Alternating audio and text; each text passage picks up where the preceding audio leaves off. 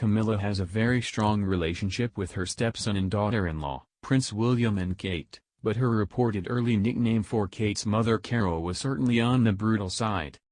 The Duchess of Cornwall married Prince Charles in 2005 to 10 years after being dubbed the third person in the Prince of Wales marriage to Diana by the Princess of Wales herself.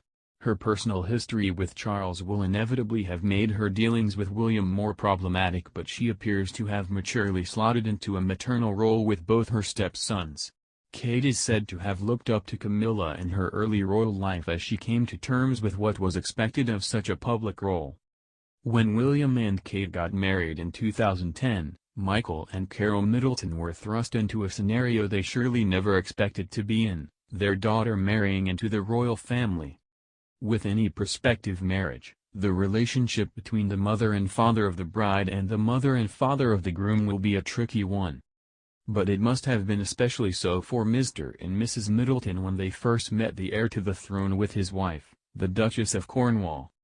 This was undoubtedly a nod to the Hollywood comedy about unconventional in-laws starring Robert De Niro and Dustin Hoffman.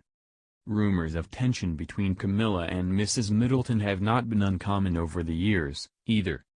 Shortly after Prince George's birth, for example, reports of a power struggle emerged and numerous accounts suggest both Charles and Camilla longed to see more of their grandson. Charles, in particular, was said to have grown increasingly frustrated at how little he was able to see George, while Mr. and Mrs. Middleton traveled with William, Kate and their son to the island of Mystique for Carole's 60th birthday. A source told the Daily Mail in 2015, Carole has rather taken over, dictating when George naps, when and what he eats. All in all, behaving like she's Queen Carole.